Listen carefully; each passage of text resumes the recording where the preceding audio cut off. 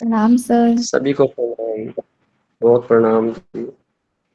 और जुड़ गए नंबर काफी।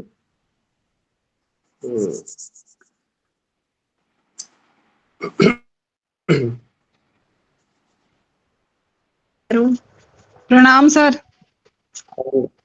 बहुत बहुत प्रणाम बहन जी, आपका स्वागत है। और 8 बज गए हैं तो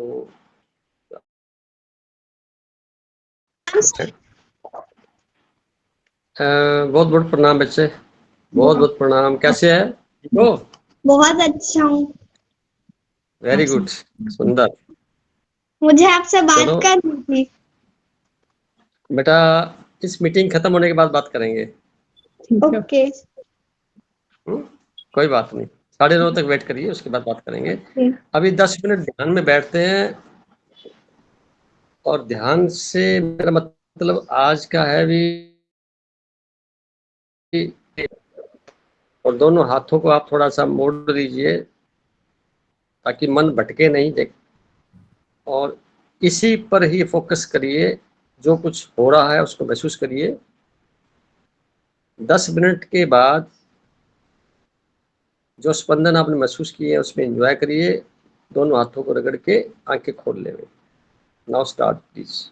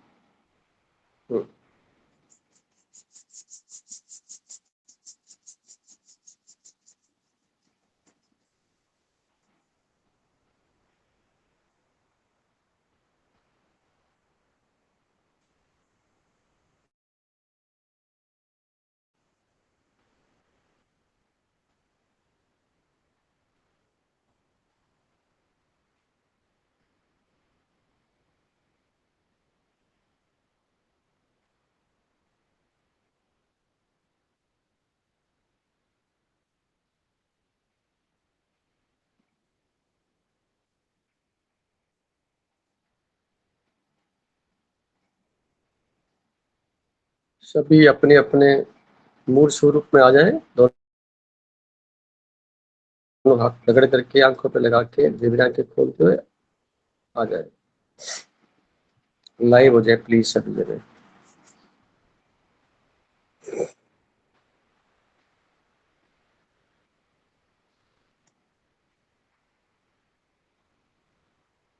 सभी बहन भाइयों का पुनः हार्दिक स्वागत है। मोनिता जी हैं, प्रतिभा जी हैं, रजनी जी हैं, सोनिया जी हैं, महावीर भाई साहब हैं, पंकज जी हैं। और रिकॉर्डिंग आज हो रही है।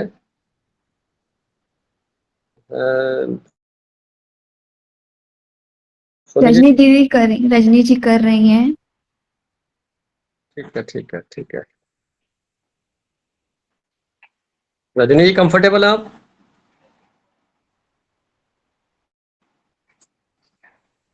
तो आज का लेख पढ़ पाएंगे? रिकॉर्डिंग भी कर रहे हैं, पढ़ भी लेंगे, हो पाएगा?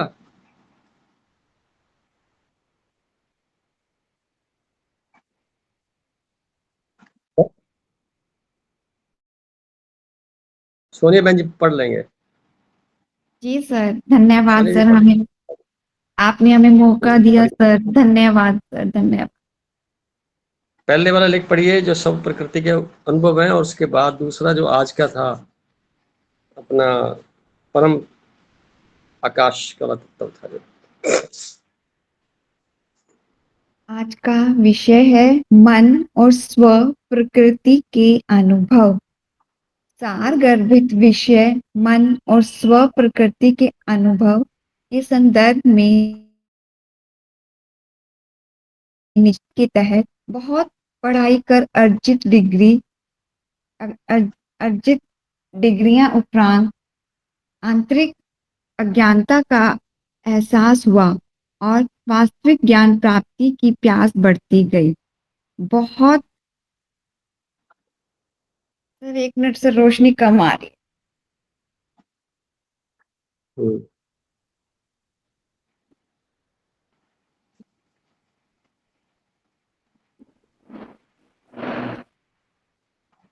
बहुत डिटेल्स में बोलना जागरूक बनने का क्रमबद्ध सिलसिला बनता गया और स्वयं की अज्ञानता प्रकट होती गई। शिक्षाप्रद बात समझ आई कि नैसर्गिक ज्ञान चिंतन मनन से अधिक फैलाव के साथ साथ निरंतरता का पर्याय बनता है। शिक्षाप्रद बात समझ यह आई कि नैसर्गिक ज्ञान और चिंतन मनन से अधिक निरंतरता का पर्याय बनता है, जो अकेले में निजी यात्रा होती है, जबकि स्थूलता में उपलब्ध प्राकृतिक कार्यकलाप में अधिकांश समय बीतने से स्वयं के लिए समय निकालना मुश्किल होता है। जबकि स्थूलता में उपलब्ध प्राकृतिक कार्यकलाप में अधिकांश समय बीतने से स्वयं के लिए समय निकालना मुश्किल होता है। नैसर्गिकता में मन को स्व प्रकृति के अनुसार कार्यरत करना उतना ही आसान है जितना जितना शर्त यह है कि स्वयं को स्वयं के प्रति जागरण के साथ साथ स्वयं का दीपक बनकर स्वयं को प्रकाशित करना है। मतलब हमें हर वक्त अपने मूल से जुड़े रहना होगा, तभी हम स्वयं को स्वयं के प्रति जागरण कर पाएंगे। इसी क्रम में स्थूलता में और दीपक और तेल को तोला जा सकता है।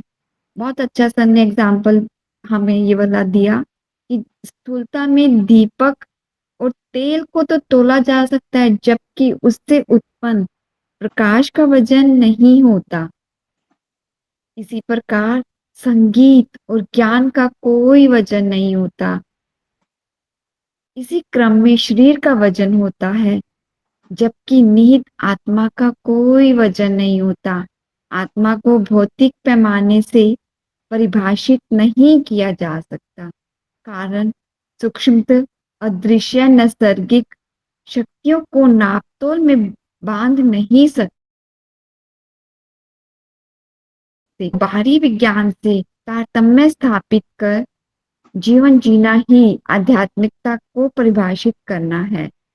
आंतरिक ज्ञान को बाहरी विज्ञान से तारतम्य स्थापित कर जीवन जीना ही आध्यात्मिकता को परिभाषित करना है। साधारणतः अधिकांश जनमानस नापतोल से प्रभावित स्वयं से अनभिज्ञतावश प्रकृति में उपलब्ध सौंदर्य स्वरूप को महसूस करने से वंचित रहते अपना अमूल्य जीवन व्यतीत कर इतिश्री कर लेते हैं। साधारणतः अधिकांश लोग स्वयं से अनभिज्ञतावश प्रकृति में उपलब्ध जो सौंदर्य है, प्रकृति में है, ईश्वर में है, परमात्मा में है, उस स्वरूप को महसूस करने से वंचित रहते हैं और अपना जीवन व्यतीत कर इतिश्री कर चले जाते हैं। गहराई से समझे तो बीज बिना कोई आवाज के नए पेड़ को जन्म देता है, जबकि पेड़ को काटने अथवा गिराने पर आवाज होती है। इसी क्रम में सभी सतनधारी नए जीव को बिना शोर के कंसीव करते हैं, जबकि मारते अथवा मरते समय काफी शोरगुल होता है। आत्मा का शरीर में प्रवेश करना अथवा छोड़ना बिना किसी शोरगुल में घटता है। समझने की बात है कि क्रिएशन हमेशा मौन में और डिस्ट्रक्शन सदैव ही शोर से होता है, कारण मौन परमात्मा की भाषा है। निर्माणता के लिए नैसर्गिकता में होना नियति है। निर्माणता में नैसर्गिकता में होना नियति है। स्व प्रकृति में मौन का विशेष महत्व है, जो केवल मौन में ही प्रकाशित होती है। ज्योतिषीय विश्लेषण में मन की प्रकृति को 4 तत्वों में विभक्त करने से मन अग्नि प्रधानता, जल प्रधानता, वायु प्रधानता अथवा पृथ्वी प्रधानता लिए होने से संपूर्ण जीवन। ज्योतिषीय विश्लेषण में मन की प्रकृति को 4 तत्वों में विभक्त करने से मन अग्नि प्रधानता, जल प्रधानता, वायु प्रधानता अथवा पृथ्वी प्रधानता लिए होने से संपूर्ण जीवनचर्या प्रभावित होती है, जिसका पुनः विश्लेषण व्यक्ति विशेष के व्यवहारिकता से परिभाषित कर उसकी प्रकृति को जाना जा सकता है। साथ ही साथ स्वयं की तात्विक प्रकृति को समझा जा सकता है। उदाहरण से पहले उनके नैसर्गिक तत्व को होरोस्कोप से मिलान कर शादी करना अपेक्षाकृत गुण मिलान से कहीं अधिक सार्थक है। तत्वों का व्यावहारिक ज्ञान होने से पारिवारिक जीवन की अधिकांश समस्याओं का निदान हो सकता है। पारिवारिक जीवन की अधिकांश समस्याओं का निदान हो सकता है, बल्कि तत्वों के ज्ञान औषधीय इलाज भी किया जा सकता है। जैसे कि किसी को रसायन युक्त औषधि ज्यादा लाभप्रद है, तो किसी को आयुर्वेदिक पद्धति अथवा होम्योपैथिक। इसके अतिरिक्त विभिन्न शारीरिक बीमारियों का सफल इलाज ज्योतिषीय विश्लेषण में संभव है, जिसकी बुनियाद शारीरिक प्रकृति के साथ साथ मन की प्रकृति पर भी निर्भर है। मेरा मानना है कि मन की साधना से उसकी मूल प्रकृति में चार्ज कर लिया जाए। मेरा मानना है कि मन की विशेषता को ध्यान साधना से मूल प्रकृति में चार्ज कर लिया जाए तो मन शक्तिशाली स्वरूप में परिवर्तन कर आनंदित जीवन जीने का पर्याय बनता है। सूक्ष्मतः अदृश्य मन वचन कर्म सिद्धांत का अक्षरशः घटित होते महसूस कर सकता लिया जाए तो जीवन उत्सव बन जाता है, जिसके लिए स्व प्रकृति का बोध होना प्रारंभिक बुनियाद है। अनुभव जनित रोजाना ही व्यवहार में उत्पन्न असंख्य विचारों का विश्लेषण स्वयं के परिप्रेक्ष्य में करना सर्वोपरि सिद्ध पैमाना है। अपने अनुभवों को कमलबद्ध करना माने स्वयं पर उपकार करने जैसा है, क्योंकि लिखने से उत्पन्न ऊर्जा तरंग एकाग्रता को बनाए रखती है, जिससे अपेक्षाकृत उत्पन्न विचारों का प्रवाह की गति नियंत्रित रहती है और व्यर्थता से बचाव रहता है। अतः मन के भावों को व्यक्त अथवा अभिव्यक्त करना स्वयं के चिंतन की धारा को सकारात्मक करने जैसा है। सभी स्व प्रकृति को जानकर आनंदित जीवन जीने का से हम सभी को शुभकामनाएं और आशीर्वाद।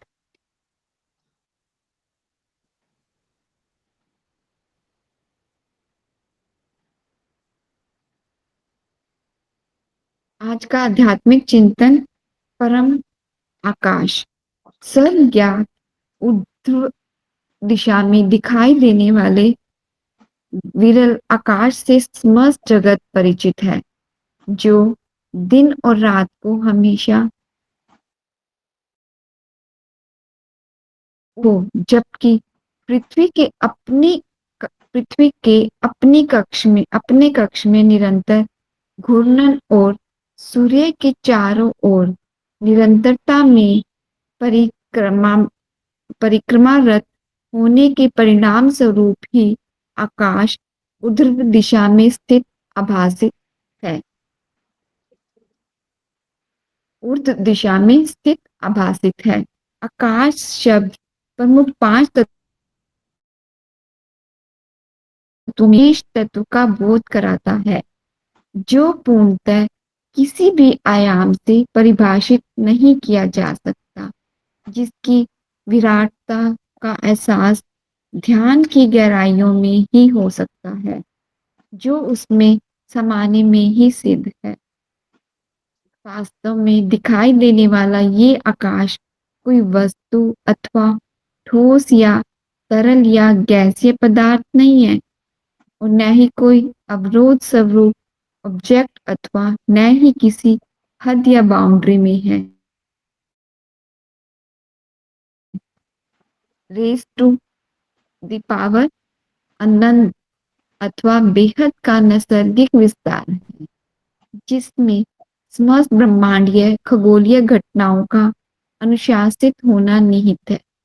जिसमें समस्त ब्रह्मांडीय खगोलीय घटनाओं का अनुशासित होना निहित है, यानी आकाशीय गुण की वजह से समस्त चलायमान ग्रह नक्षत्र और विभिन्न अनंत पिंडों का वजूद पर अनुशासित सामंजस्य बनाए हुए कायम व्यवस्था को सुशोभित करता है, जो इस बात को भी प्रमाणित करते हैं इस ब्रह्मांड में समस्त चर अचर अपनी धुरी में चलायमान है, जो इस बात को भी प्रमाणित करते हैं कि इस ब्रह्मांड में चर अचर सब अपनी धुरी में चलायमान है, कोई भी स्थिर नहीं है सिवाय इस अदृश्य पर्दे रूपेण आकाश के। ये है कि इसकी विराटता, आकाश की विराटता का अंदाजा लगाना किसी भी मानव निर्मित उपकरणों से संभव नहीं है, जबकि इसे नकारा भी नहीं जा सकता कि वो नहीं है। यानी जो है भी और नहीं भी, यानी सूक्ष्मतर से सूक्ष्म ऐसा आवरण जिसमें समस्त ब्रह्मांडीय व्यवस्था कायम है, जो आभासित भी है और नहीं भी।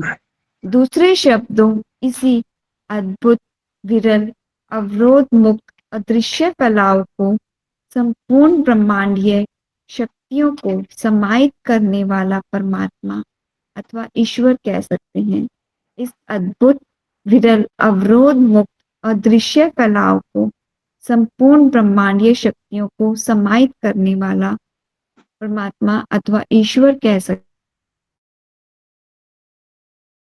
है और सर्वशक्तिशाली है, जो सर्वोच्च सत्ता है और जो समस्त जीवंतता का आधार है, जो समस्त रचनाओं का रचयिता है, जिसे संसारिक शब्दकोश से परिभाषित नहीं किया जा सकता, जो शब्दातीत है, जिसकी मौजूदगी ही जीवंतता को प्रमाणित करती है, इसके साथ जिसकी प्रचुर उपलब्ध ऊर्जा में से समस्त ब्रह्मांड स्वयं में ही प्रकाशित है। इसी क्रम में सर्वत्र विद्यमान ब्रह्मांडीय ऊर्जा ही आकाश की उपस्थिति का पर्याय है। बिना आकाश के समस्त घटनाएं दुर्घटनाओं में बदल सकती है। छोटे रूप में पुनः सोचने पर समझ आता है कि परस्पर सामंजस्य बनाने के लिए इस विद्यमान आकाशीय व्यवस्था में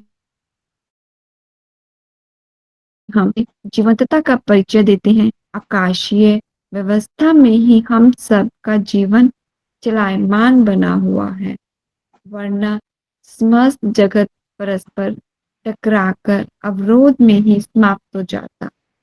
इस परम आकाश की महिमा को एक अन्य उदाहरण से भी समझ सकते हैं कि भवन निर्माण से पहले आकाशीय तत्व से भरपूर एक खाली प्लॉट होता है, जिसे अवरोध स्वरूप दीवारों उस एरिया विशेष को आकाशीय तत्व के अभाव का पर्याय बनाते बनाते इंटीरियर के साथ साथ सामान की भरपूरता से आकाशीय तत्व की प्रतिशतता को कम करते जाते हैं और क्षण विशेष में वो ही भवन रहवासियों के लिए मानसिक असंतुलन का कारण बनता है और क्षण विशेष में वो ही भवन रहवासियों के लिए उनका कारण बनता है, जो शारीरिक स्वास्थ्यता के साथ साथ जीवन शैली में अराजकता का पर्याय बनता है। अगर मनुष्य निर्मित भवन में इस महत्वपूर्ण प्राणदायी आकाश की मौजूदगी को न्यायोचित ढंग से समाहित रखे, तो जीवन शैली अपनी नैसर्गिकता को स्वतः ही उपलब्ध रहेगी और वातावरण सुखदायी बनेगा, जो वास्तु का मुख्य आधार है। हमारी जीवंतता सिर्फ और सिर्फ आकाशीय कायम व्यवस्था के अंतर्गत ही संपादित है, जिसे अपने जीवन के प्रत्येक उपक्रम में समुचित स्थान देना स्वयं पर उपकार करने जैसा है।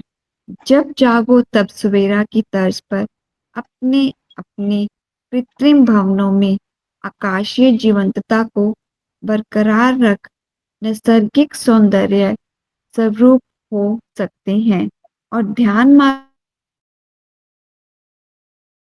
से उद्गम स्रोत में समाहित हो सकते हैं। आत्मा रूपी जीवंतता परम आकाशीय विराटता में विलीन होने का पर्याय बन सकती है, जो ध्यान की गहराइयों में घटित होता है।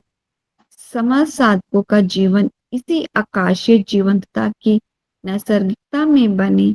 इन्हीं शुभकामनाओं के साथ सर ने हम सबको आशीर्वाद प्रदान किया। कोटि कोटि आभार हमारे आध्यात्मिक गुरु को।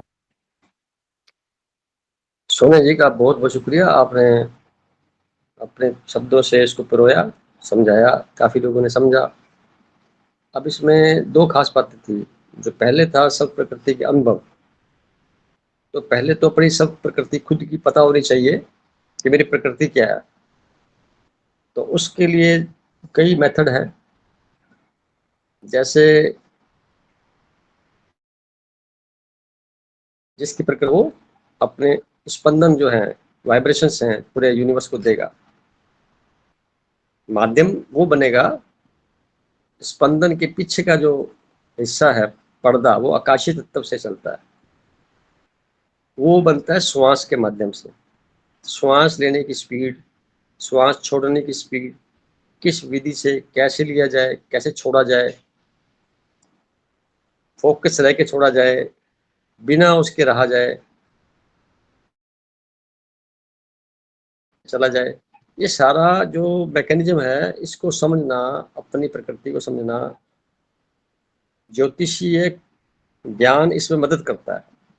तो थोड़ा और आदमी खुल जाता है कि मेरी प्रकृति इस प्रकार की है, तो मुझे इस प्रकार के व्यवहार में अपने आप को वहां पे फिट रखना है। जनरली आपने देखा होगा, व्यक्ति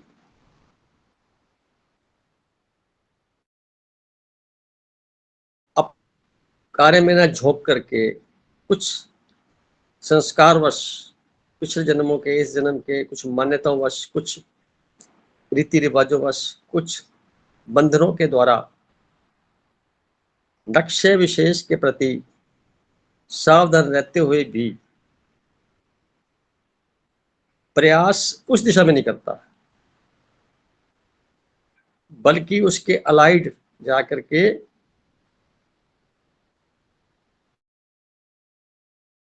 कई दूसरे उपक्रम में इन्वॉल्व हो जाता है और इच्छा जाहिर वहां करवाता है। परिणाम कुछ नहीं निकलता जब तक खुद को इसमें अपने आप को आगे नहीं बढ़ाता। दूसरों के दीपक से हम कब तक अपना रास्ता निकालेंगे? आखिर तो हमें अपनी लो को प्रज्वलित करना ही पड़ेगा ना। वो वास्तव में प्रज्वलित संसारिकता की इतनी बड़ी परतें चिड़ी हुई हैं, इतना बड़ा उसको घेरा डाल दिया गया है कि ढक दिया गया है, जिस वजह से प्रकाश का एहसास होते हुए भी नहीं है, अंधकार का ज्यादा लगता भी, अंधकार में जीवन है मेरा। आप अधिकांश लोगों से बात करेंगे तो उनके पास शिकायतों का पुरंदे होंगे और दूसरों के प्रति बहुत सी टिप्पणियां करने को मिल जाएंगी। मान्यता के प्रति वो बात नहीं करेगा। होना ये चाहिए सब प्रकृति खुद की अकर्मण्यता को जांचे, कहाँ हमारी कमी है, उस कमी को हमें समझने के साथ ही उसका डायग्नोज होते ही उसका समाधान मिल जाता है। जितना हो सके करने का प्रयास करें, नहीं हो पा रहा है तो किसी सलाह ली जा सकती है।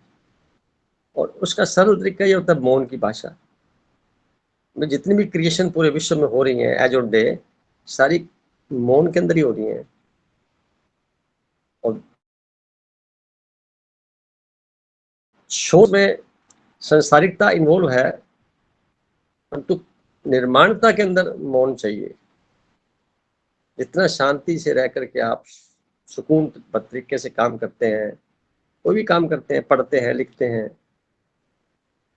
वो सारा देखिए अंतोगत्वा आपके मौन को ही दर्शाता है कि अंदर से कितने मौन हैं आप।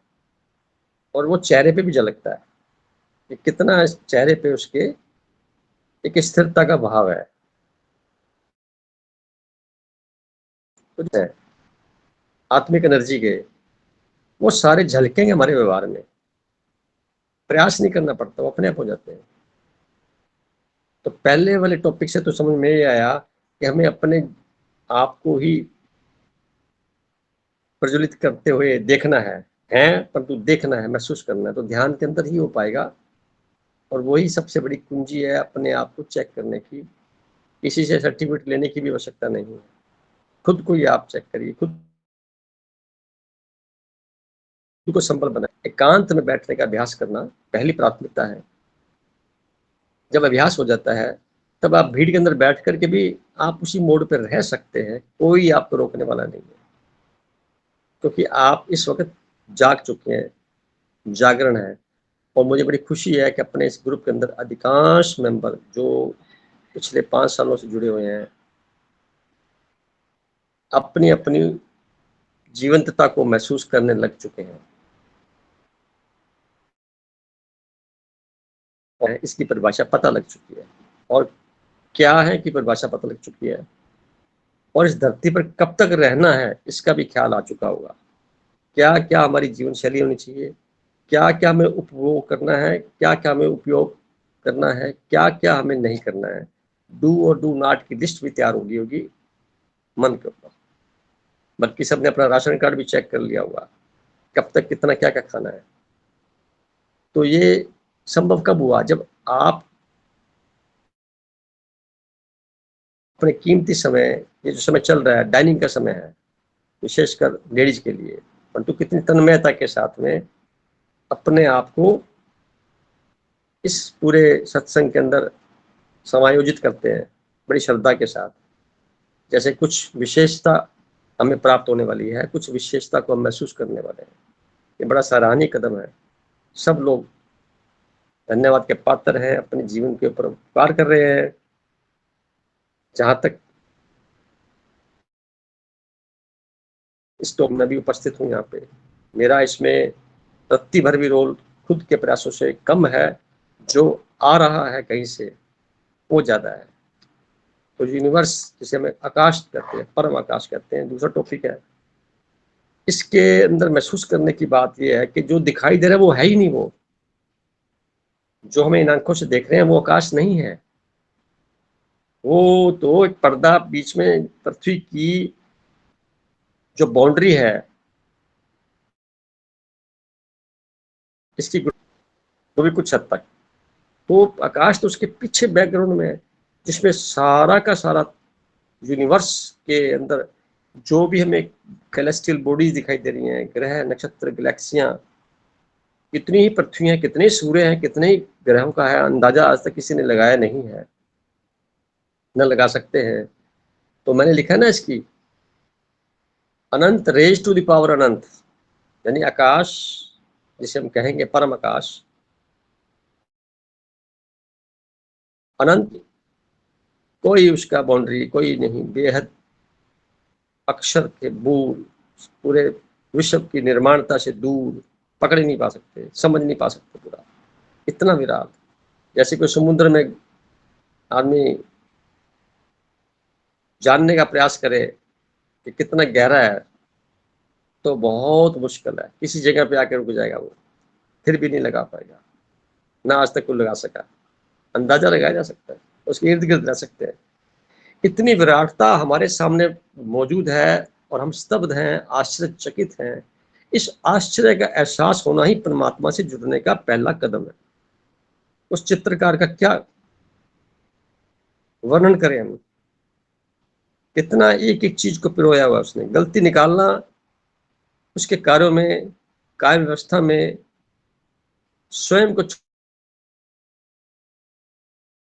छोटा करने के बाद, तो ऐसी परम अवस्था जो सबको नसीब में है, सब रह रहे हैं जिंदगी में। और हम मकान बना के बड़े खुश हो जाते हैं और उसको ढक देते हैं पर्दे लगा करके, आरसीसी के जंगल बना करके, फिर कमरे में भी फॉल सीलिंग लगा करके खिड़कियां बंद कर देते हैं, फिर एसी चला के सोते हैं। तो चैम्बर बन गया ना, ये तो आकाश तत्व तो गायब ही हो गया। वायु तत्व मौजूद रह सकता है कुछ हद तक, नीचे भी ऐसा बना देंगे कि पृथ्वी तत्व भी गायब कर देंगे, कोई नंगे पैर चलने की हैबिट नहीं है, तो पृथ्वी तत्व का साथ छूट गया है, आकाश तत्व का साथ छूट रहा है, अग्नि मंद पड़ रही है, क्योंकि बैलेंस नहीं बनेगा। सभी लोगों का अधिकांशतः जीवन देखेंगे शारीरिक अथवा मानसिक पीड़ा जनक स्थिति में चलते हैं। कुछ समय तक ठीक रहते हैं, बाद में फिर वो लंबे व्यास में जाकर के नैसर्गिकता के खिलाफ होने की वजह से इतना कीमती शरीर, इतना उपहार स्वरूप हमें मिला हुआ है, उसको भी संभाल नहीं पाते। मन संभालना मतलब अपने शरीर को भी संभालने जैसा है, और स्वयं की यात्रा जो इस जन्म की है या पिछली यात्राओं का हिस्सा है, उसको हम कैसे नैसर्गिक बना के चलें, कैसे हम वो बना के चलें जिसपे सिर्फ और सिर्फ और सिर्फ आंतरिक तौर पे हमें संतुष्टि का मार्ग प्राप्त होता रहे।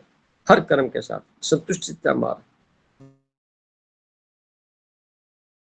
वो परिणाम नैसर्गिकता की जो बेसिक एट्रीब्यूट्स है वो सारे में चलने वाले हो जाएंगे। तो आज जो वार्तालाप है काफ़ी इम्पोर्टेंट है, टाइम काफ़ी हो गया है। मैं चाहता हूँ किसी अन्य मेंबर से पूछते हैं, उनकी बात भावनाओं को समझते हैं कि कैसे इस टॉपिक को सुना और फिर कैसे महसूस करते हैं और क्या आपके अनुभव हैं इस चीज़ों के। तो सबसे पहले मोनिता बहन जी से आग्रह करूंगा, बहन जी आप मुझे सबके साथ आप शेयर करिए अपनी भावनाओं को। प्रणाम सर, सभी प्रणाम। को मेरा सादर अभिवादन, शुभ संध्या। जो आकाश की बात हो रही थी, तो मैं जैसे उसको महसूस कर रही थी कि जो 5 तत्वों की महत्व को हमें हमेशा से बताया गया है, उन सब में मुझे एक पल को ऐसा मतलब जब मैं सभी के बारे में सोच रही थी, तो आकाश तत्व एक आई थिंक इसमें सबसे ज़्यादा विराटता लिए हुए है, क्योंकि पृथ्वी तो एक अपने डायमीटर के अंदर कैद है। पृथ्वी तत्व जो है, अग्नि तत्व और जल तत्व और वायु तत्व, इन सब को अपने में समेटा हुआ है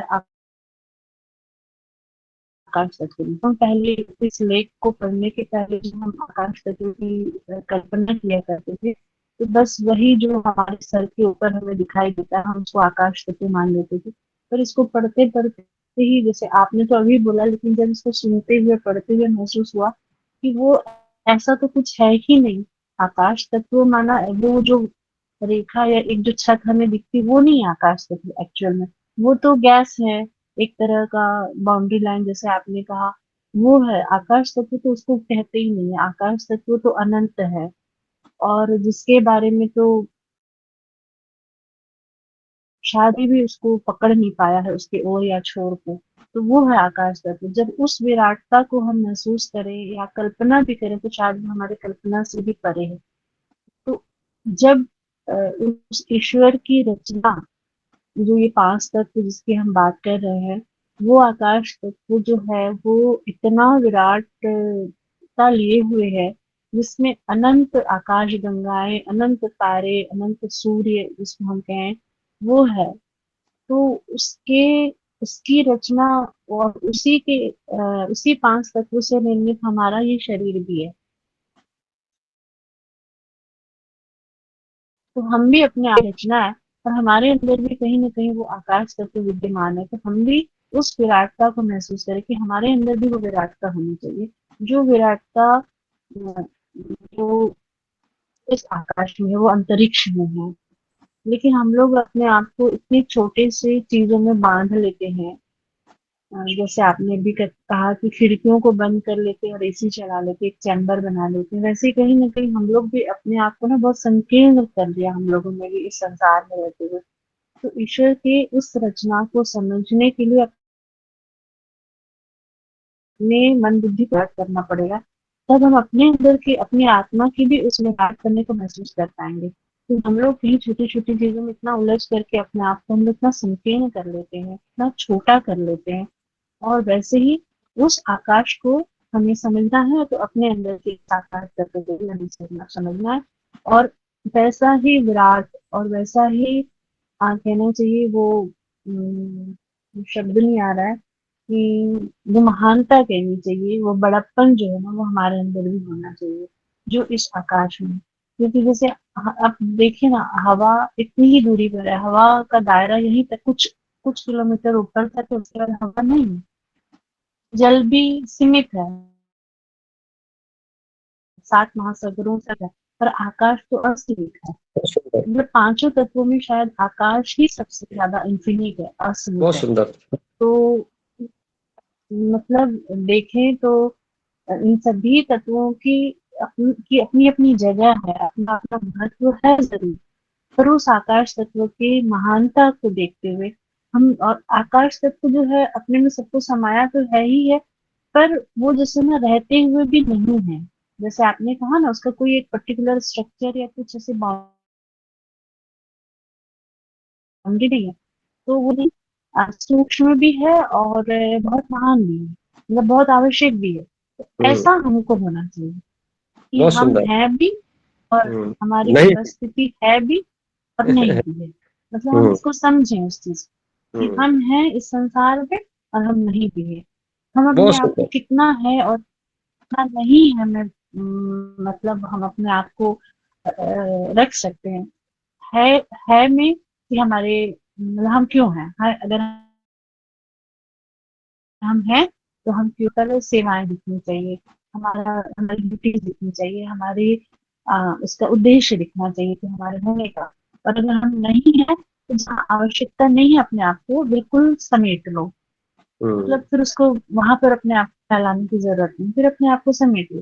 जैसे आपने बताया कि जहाँ मौन है वहां पर कितनी रचनाएं हो जाती है, तो हम क्या करते हैं, बेवजह ही बहुत कुछ बोलते हैं या व्यक्त करते हैं, या मतलब बहुत कुछ जो व्यर्थ ही है हमारी। वहाँ हमको समेट लेना चाहिए अपने आप को। जहाँ हमारी आवश्यकता है, जहाँ हमारे उद्देश्य है हमारे आने का, वहां पर वो कर्तव्य हमारे होते रहना चाहिए। मैं कह रही थी कि जैसे हैं भी और नहीं भी है, यहाँ पर अपने आप को हम अपनी सीमाओं में या अपने कर्तव्यों में, अपने आने के उद्देश्य में अपने आप को बिल्कुल समझ लें, क्लियर हो जाए कि हम क्यों हैं और क्यों हमको नहीं रहना चाहिए। तो क्या होगा, व्यर्थता में हम ज्यादा नहीं जाएंगे और आकामी है, लेकिन फिर भी उसको देख करके ईश्वर की उस रचना, जैसे आपने बोला कि इन सब चीजों को देखते हुए क्या उस परमात्मा की किसी भी क्रिएशन पर हमको डाउट करना चाहिए? तो बिल्कुल निस्संदेह नहीं करना चाहिए, बिल्कुल नहीं करना चाहिए। लेकिन फिर भी हमारे अंदर कई रचनाओं के प्रति इतने सारे विचार उत्पन्न होते हैं, लेकिन हमें नहीं करना चाहिए। परमात्मा ने इतनी सुंदर ये रचना रची, पता नहीं कहाँ से ये उनके संकल्प में आया, हम काम किया। मैं तो कई बार सोच सोच कर आश्चर्यचकित हो जाती हूँ कि आखिर ये मशीनरी उन्होंने तैयार कैसे की, जो खुद बहुत सारा कार्य करती है। मतलब वाकई, मतलब जिसको बोलते हैं हैट्स ऑफ मतलब भगवान के लिए वो है, वो शब्द है कि कोई शब्द ही नहीं है उनके लिए। जी सर, इससे ज्यादा बोलने के लायक नहीं है। जी, थैंक यू। शब्दों के पार है वो, शब्दों में बांध नहीं सकते। भावनाएं कुछ व्यक्त कर सकते हैं, महसूस कर सकते हैं, पर बांध नहीं सकते। यानी जो किसी भी उपक्रम में है और नहीं है, इसी को परमात्मा कहता हूं मैं। तो this is universe, this is known as the supreme power, soul, supreme soul, universe, जो हमारे अंदर श्वास के माध्यम से अंदर जाता है। ऑक्सीजन कहते हैं क्योंकि हम पृथ्वी पर रह रहे हैं, ऑक्सीजन पृथ्वी पर है, इसकी बाउंड्री के बाद नहीं है। तो ऑक्सीजन का जितना हिस्सा है उसके बाद दूसरी गैसेस भी तो है। एक व्यक्ति कितना जानकारी ले लेगा? ध्यान के बिना संभव नहीं है कि आप अपने आप को परखें, अपने आप को जांचें, और फिर आप महसूस करें भी कौन मुझे चला रहा है, क्यों चलायमान है हम सब लोग, क्यों नहीं हम, कोई दिखता है स्थिर? लगातार लॉ ऑफ एंट्रोपी के तहत क्षय क्यों हो रहा है और शमशान घाट क्यों जा रहा है? कोई रोक सके आज? पर अंदर का जो अंदर अंतर आकाश एक और होता है। जैसे बाहर का आकाश है, अंतर आकाश भी होता है। तो मस्तिष्क पे होता है ये सारा, अंदर की तरफ। वो चलचित्र में उस पर चलते हैं, विचारों के फिल्म चलती जैसे। ध्यान में वो क्लीन होता चला जाता है, पुरानी जितना भी कुछ संजोया हुआ है, धीरे धीरे वो धूमिल होकर के कंबस्ट हो जाता है। ध्यान में ताकत हुआ है। ध्यान मतलब आप पूरी एनर्जी जो दे रहे हैं उसके ऊपर। तो अभ्यास करने से एक समय में सब कुछ हो जाता है। और मुझे बार बार कहता हूँ मैं, सबका जब वाणी सुनता हूँ मुझे बड़ा आश्चर्य होता है, परमात्मा ने क्या व्यवस्था की है, सब लोगों को एक साथ इकट्ठा कर दिया। छांट छांट के कहीं से आ गए। और सामाजिक कार्य करते हुए भी अपनी अपनी निष्पक्षता से बोलने का पक्ष मजबूत करते चले गए। क्या 5 साल पहले मैं भी इतना नहीं बोल पा रहा था जितना आज आप सबके सामने प्रस्तुत हो रहा है। योग्यता अपनी ही बढ़ानी होती है। दूसरों की योग्यता देख करके प्रेरणा मिल सकती है, पर योग्यता हमें अपनी ही बढ़ानी होती है। बहन जी कुछ जी नहीं बने सर, रहिए, आप थैंक यू। बने रहिए। हमारे साथ कई दिनों बाद बहन जी जुड़ी है, कन्नू जी। कन्नू जी,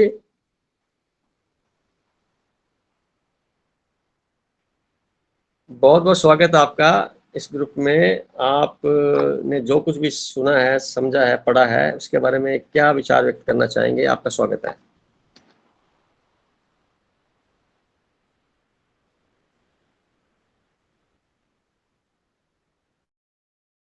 आज नहीं आ रही, कृपया आप पहले अनम्यूट करिए। हाँ जी, प्रणाम सभी को।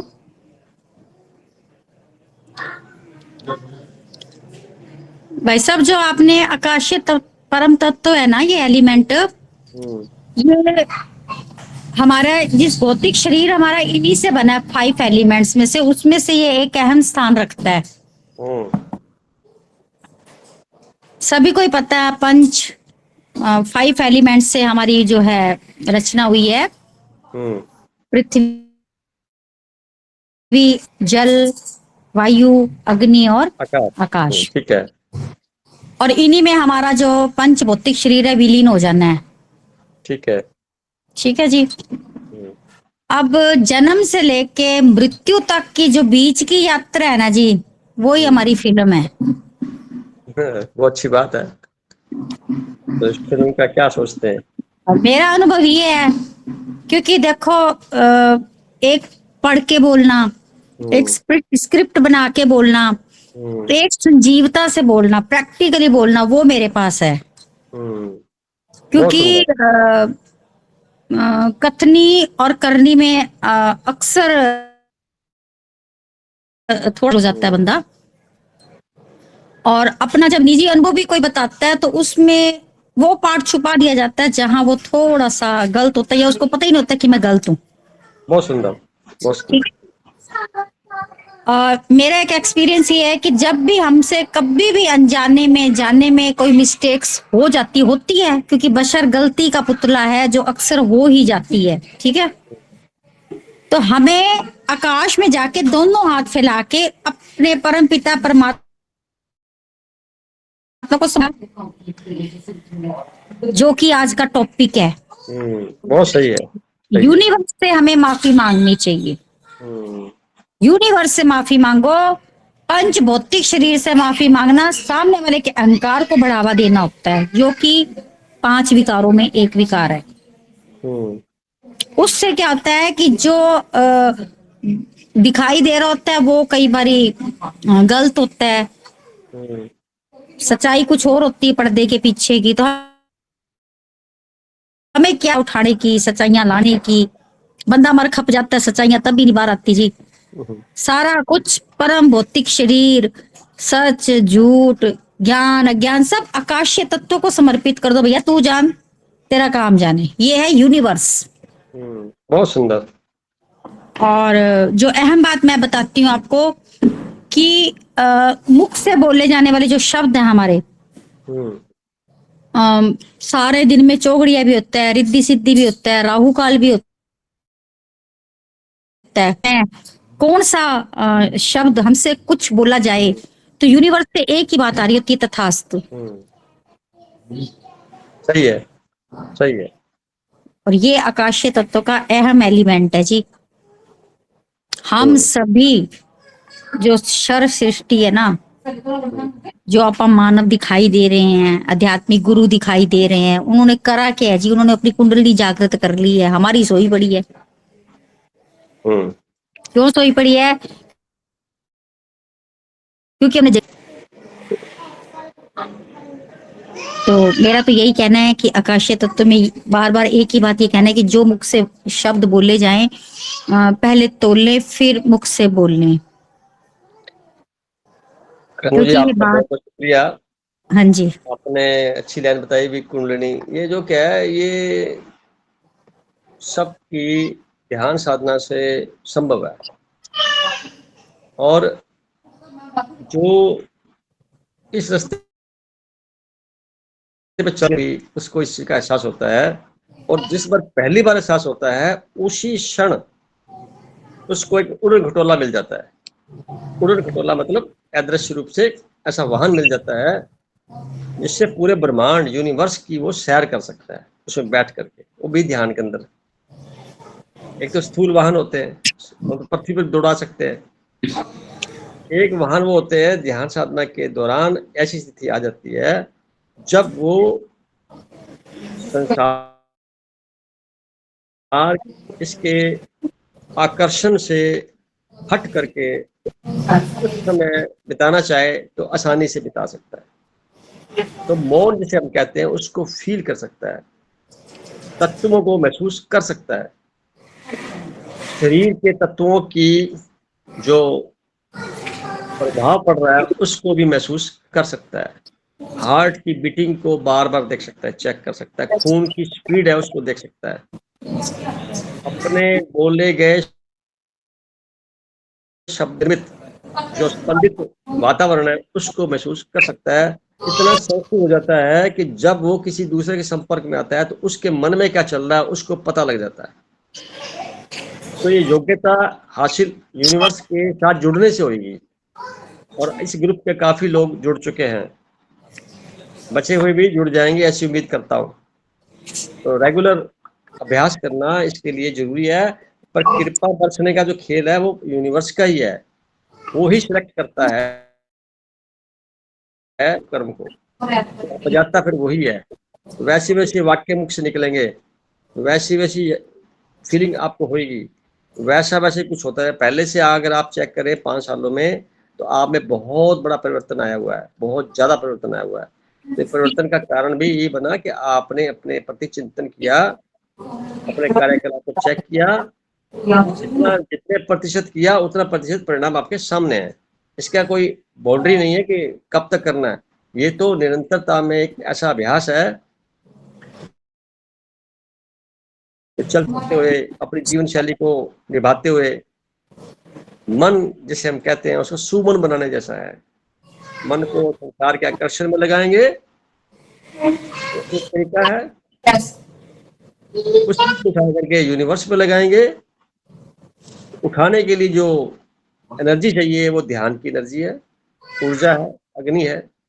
तो वो यूनिवर्स के जुड़ने के बाद में रहस्य उद्घाटन करेगा, एक एक पर्दे को खोलता चला जाएगा,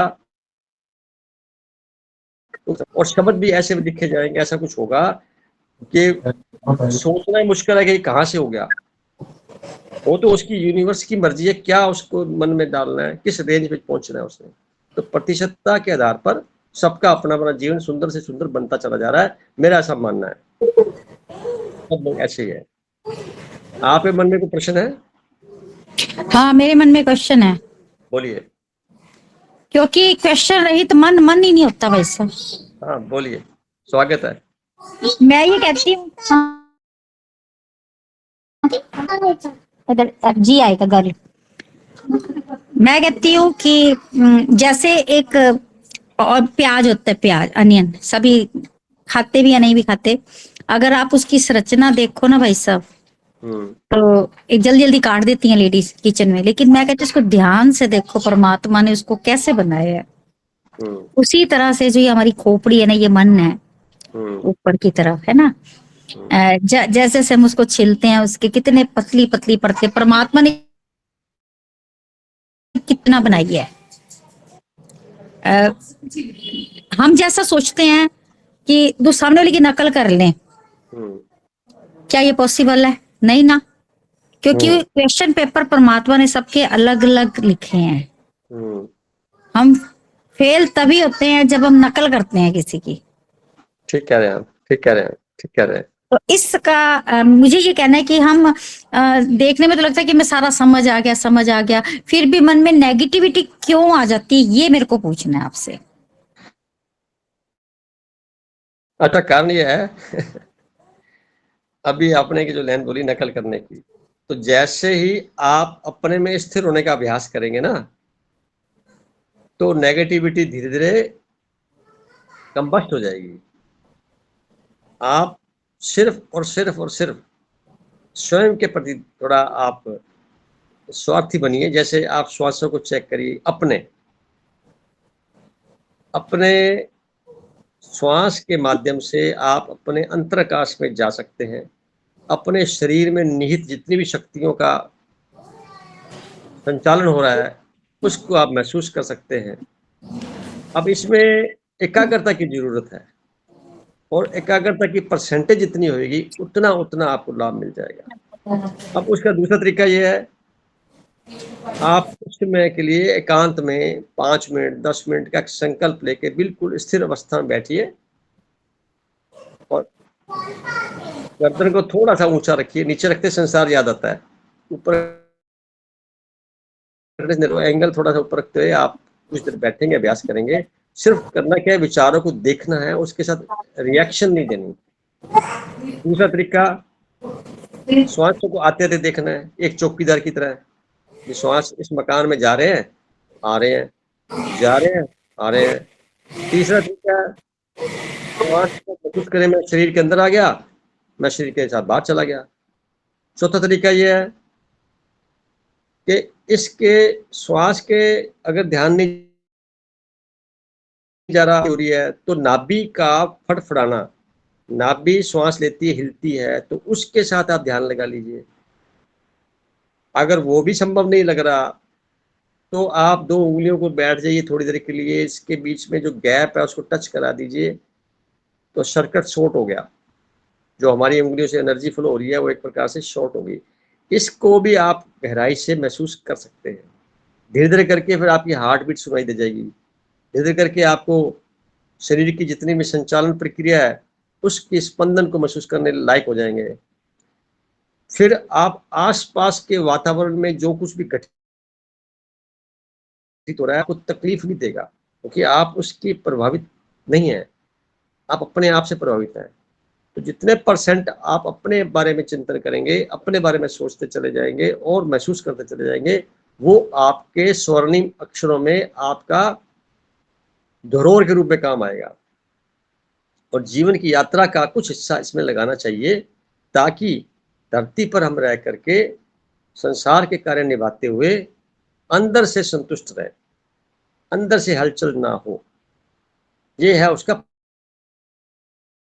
परिणाम। समझना चाहिए कुछ कमी भी है। बात समझ में आ गई? नहीं आई? आ गई। दुआ करता हूं कि आप जल्दी से अपने इस द्वंद से बाहर आए। नहीं, मैं द्वंद से बाहर हूँ। ये सार्वजनिक क्वेश्चन होता है कि जो मेरे टच में रहते हैं वो कहते हैं कि हम करना चाहते हैं, वो आध्यात्मिकता से जुड़ना चाहते हैं, तो कंसंट्रेशन नहीं होता, नेगेटिविटी आ जाती है, तो उसको रिमूव कैसे करें। मैंने कहा मेडिटेशन करो। तो मेडिटेशन करने के लिए भी कोई टारगेट बिंदु करे ना, तो भी ध्यान भटकता है। सच, फिर भी सच्चाई है, क्योंकि जो साधु संत वो पेड़ों पे जाके बैठ जाते हैं। मैं कहती हूँ जो संसार है वो घर के अंदर ही है, मेरा ये मानना है। सही है, सही कह रहे हैं आप, सही कह रहे हैं, सही कह रहे हैं। तप जो होता है ना, वो एक गृहस्थ आश्रम और एक गृहस्थ व्यक्ति ही समझ सकता है। आप बहुत बड़ी बात कह रहे हैं। इसको मैं ऐसे भी कह सकता हूँ कि दैनिक कार्य जितने भी आप करते हैं उसमें आप पूरी तरह वहीं मौजूद रह लें। ये भी ध्यान का एक बहुत बड़ा उपकरण है। जो भी आप काम कर रहे हैं बस वो मौजूद वहीं रहें, बाहर नहीं जाएं। खोपड़ी के प्रति हमारे दिल में कोई गलत विचार आ जाता है, ये भी क्वेश्चन पूछा गया है। कुछ लोग क्या करते, मतलब दिल में रखेंगे, वो ज्वालामुखी बनता जाता है प्रश्न। और कुछ क्या होता है, तुरंत प्रतिक्रिया दे देते हैं, हल्के हवा मुक्त हो जाते हैं, लेकिन सामने वाला बोझ से भरा रहता है, बीस ने कह दिया। उसका क्या इलाज है अभी? उसका इलाज ये है कि आपने या तो तुरंत प्रतिक्रिया देना कई बार ऐसा माना जाता है अभी उसने जो कुछ था उसको अंदर आने नहीं दिया और निकाल दिया। हाँ तो जरूरत है, डस्ट भी था ना जाने कमरे को। अच्छी बात है, वैसे तो आपा अच्छा किसी ने गलत बात कोई कही है तो हाँ, डस्ट भी अगर घर में भरेंगे तो बदबू ही आएगी। तो वही है ना, जो मस्तिष्क में जाएंगे, अगर जो अंदर मन को अपवित्र करेंगे, उसी से हमारे खाना खा रहे हैं वही सारा कुछ, और वही प्रभाव हमारे फेस पे आएगा, वही ब्लड जो है हमारी बॉडी में जाएगा। तो उसको आने ही मत दो ना, बाहर ही गिरा दो ना। हाँ, उसका तरीका ये है अध्यात्म की परिभाषा में कि वो जो विचार हैं वो सामने वाले की दृष्टिकोण में आ रहे हैं। हम्म। तो जो हम सुनते हैं जीवन में वो वास्तव में फैक्ट्स नहीं होता, फैक्ट्स हमें फाइंड आउट करना होता है, पहला पॉइंट। दूसरा, जो हम देखते हैं वो सच्चाई नहीं होती, सच्चाई हमें ढूंढनी होती है, क्योंकि हम मेहनत नहीं करते, हम क्या इतने ज्यादा करना उद्वेलित सच्चाई रहते हैं। ढूंढ के भाई साहब, काहे का मत्था बच्ची, आप अभी तो कह रहे भी स्वयं को सुधारो, तो खुद को ही सुधारे ना। सामने वाले अगर ये भी हम सोचेगा तो वो क्या सोचेगा, सोचने दो ना। इसका तरीका दूसरा ये है कि जो बोला गया सामने वाले ने उसको आपने पूरी पूरी तरह से, जैसे आपने सुना तो मतलब उस पर रिएक्ट मत करो। ये भी अध्यात्म की परिभाषा है। आपको लगता है कुछ रिएक्शन की जरूरत है तो करें, तो चुपचाप मुस्कुरा दे, बस खत्म। कोई जरूरत नहीं रिएक्शन देने की। वो अध्यात्म का परिणाम है ये। उसकी बातों का बुरा और अच्छा दोनों ही नहीं मानना। कोई तारीफ कर रहा है आपकी तो भी नॉर्मल है रहे, और जो आपकी कोई बुराई भी कर देवे तो भी नॉर्मल रहे। ये उसका पहलू का दूसरा पार्ट है, जो आध्यात्मिकता की पहली पहचान है। जो आदमी इस फील्ड में होता है नाराज नहीं होगा, वो कहेगा उसकी परिभाषा ऐसी है, बात खत्म, उसको जितना आता था बोल दिया उसने। ऐसा रहना चाहिए। तुरंत प्रतिक्रिया वो देते हैं जो संसार के अंदर रहते हैं और उनको बर्दाश्त नहीं है किसी प्रकार से भी अपने खिलाफ बोलने का। तो ये अहंकार का सूक्ष्म तल होता है। तो ठीक है हमें भाई साहब, समझ आ गया। आ चलो, जाओ। शुभकामनाएं। अभी हमारे साथ और बहुत लोग जुड़े हैं आज, और टाइम भी हमारा हो गया, 13 मिनट हो गए हैं। तो मैं चाहूंगा कि रजनी जी रिकॉर्ड कर रही है रजनी जी, है ना? रजनी जी, आपकी आवाज, हाँ, आप कुछ कहना चाहेंगे आज के इस वार्तालाप के संदर्भ में?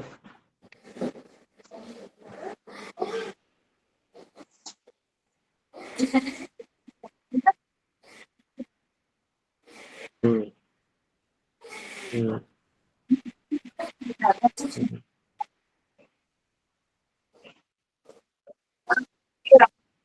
हम्म,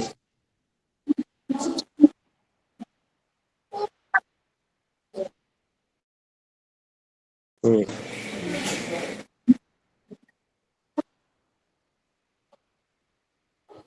हम्म,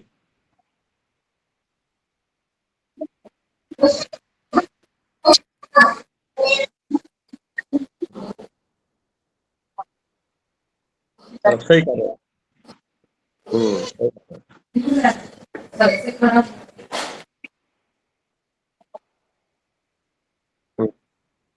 हम्म,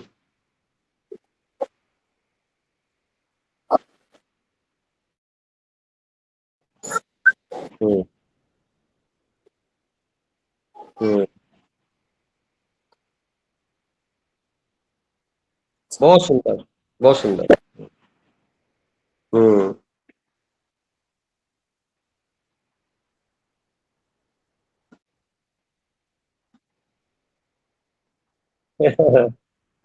बहुत सुंदर, आप सही कह रहे हैं। हम्म।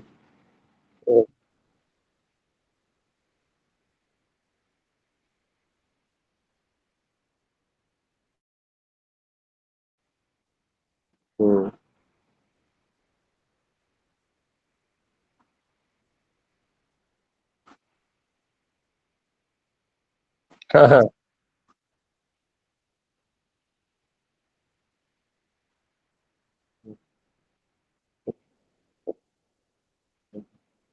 हम्म।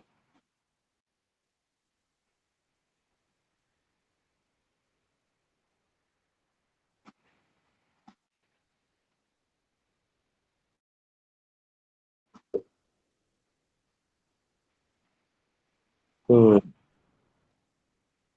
हाँ, बहुत सुंदर, बहुत सुंदर। हम्म।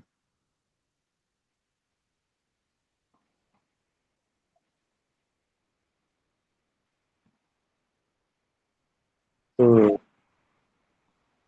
हम्म। हम्म।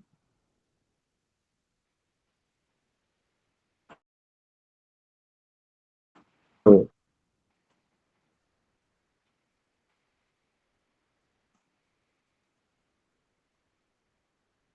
हम्म। बहुत सुंदर, बहुत सुंदर।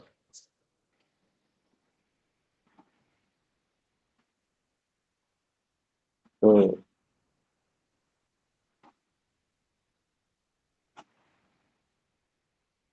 हम्म।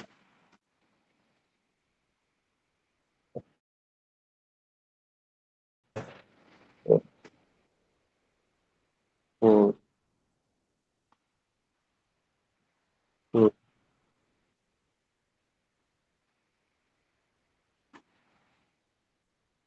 बहुत सुंदर है। एक्सेलेंट। हम्म।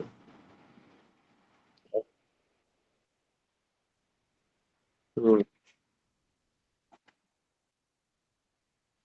हाँ,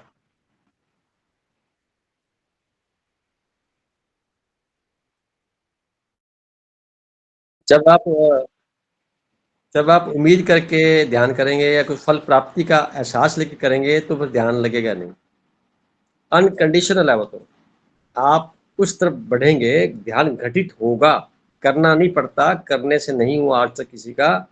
उस तरफ चलने से और अनकंडीशनल होने से, समर्पित भाव से होने से क्षण विशेष में ध्यान घटित होता है। कृपा यूनिवर्स की ही होती है।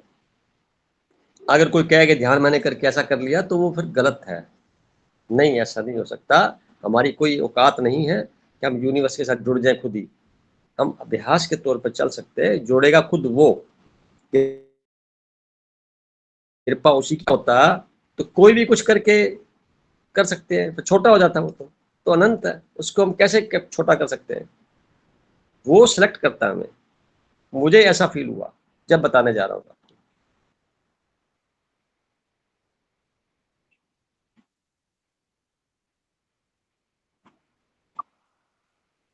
हम्म।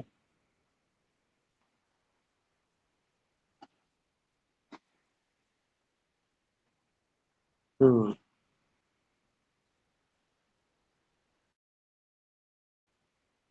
हम्म।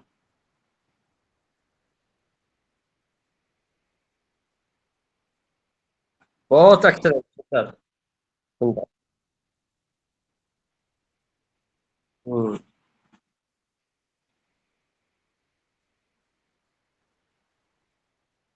हम्म।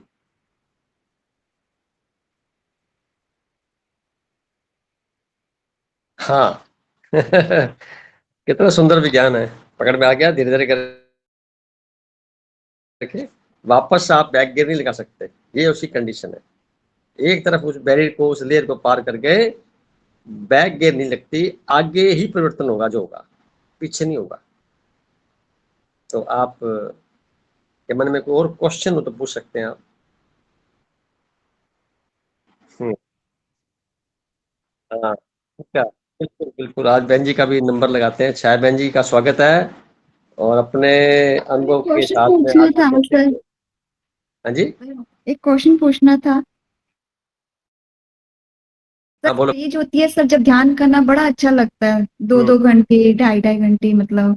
हम्म। लेकिन सर उसके बाद क्या सर ऐसा होता है कि एक स्टेज आ जाती है जब लगता है कि नहीं, अब नहीं बैठा जाता, मतलब विचार आते हैं, इससे अच्छा आप दिन भर काम को ध्यान पूर्वक करो।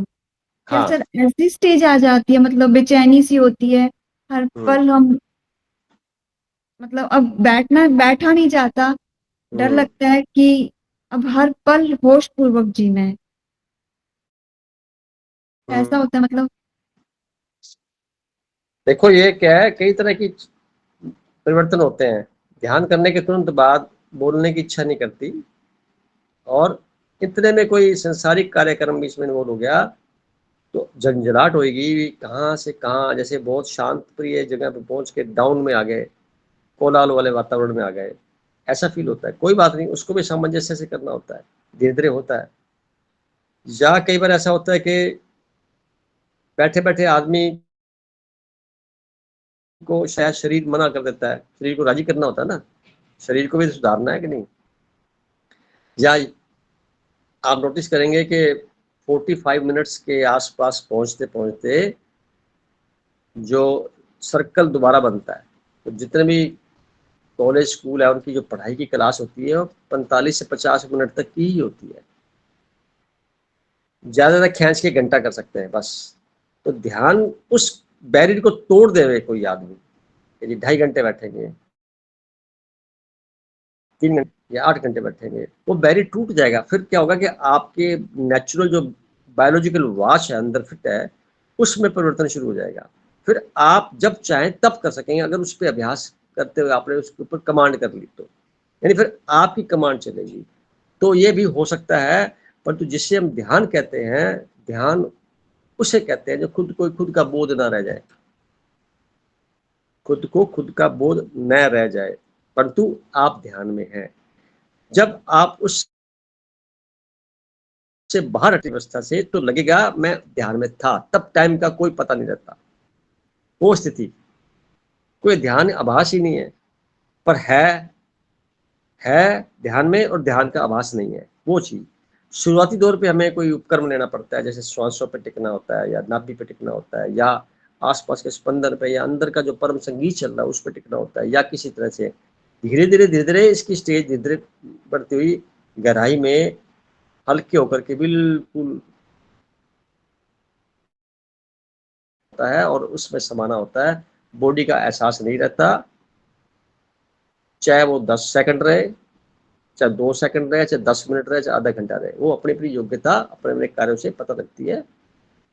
उतना आदमी भरता चला जाएगा, संतुष्ट रहेगा, उतना आदमी जीवंतता उसके ऑरा में मौजूद होगी और सेंसिटिव हो जाएगा। वो हर चीज को बड़े गौर से समझेगा, एकाग्रता बहुत बढ़ जाएगी। ध्यान करने से एकाग्रता बढ़ जाएगी।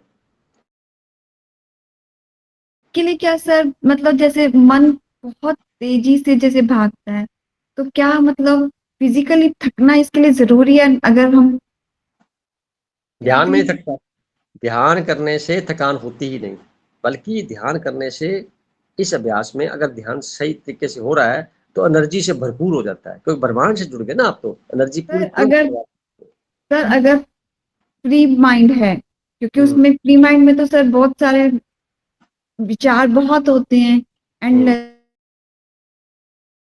पहले ये हर वक्त ऐसा भी नहीं है कि फ्री, अपने आप को बिजी रखना बहुत जरूरी है, तभी हम ध्यान घट कर पाएंगे सर। अगर माइंड अगर फ्री रहता है, थॉट्स ज्यादा चलते हैं सर, क्या ये भी अनुभव हुआ है? ये फ्री रहना और बिजी रहना, ठीक है।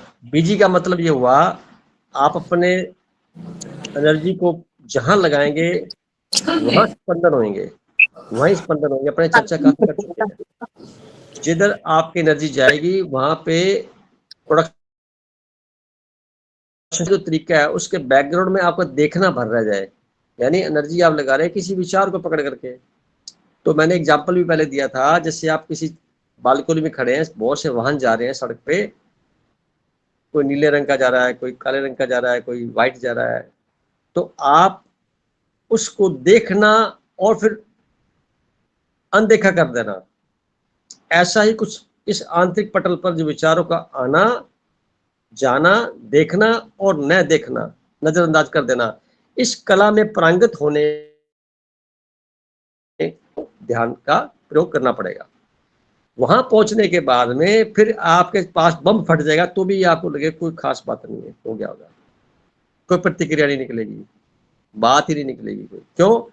आपने स्वीकार कर लिया अपने इस पूरे तंत्र को, पूरे ब्रह्मांडीय सत्ता को, और अपने साथ उनको ऐसा लाने के, लयबद्ध होने के लिए अपने आप को सरेंडर कर दिया कि जो होगा ठीक है, अच्छा ही हो रहा है, बस अच्छा हो रहा है। कायम व्यवस्था की परिभाषा। इस तो चिंता करेंगे आप, बार बार विचार करेंगे, रिग्रेट करेंगे, पिछली घटनाओं को फिर करेंगे, तो ये ध्यान के अंदर अवरोध है, जबकि यूनिवर्स अवरोध नहीं है। तो भाई आज की टॉपिक से क्लियर हुआ होगा, आकाश कोई अवरोध नहीं है, ना बना है ना बन पाएगा। वो कोई दीवार नहीं है, कोई बाउंड्री नहीं है, कोई किसी प्रकार का ऐसा उपक्रम नहीं है जहां आकर के उसको ठहराव दिया जाए। समुद्र की बाउंड्री है, आकाश की कोई बाउंड्री नहीं है, इसलिए आकाश को यूनिवर्स कह सकते हैं।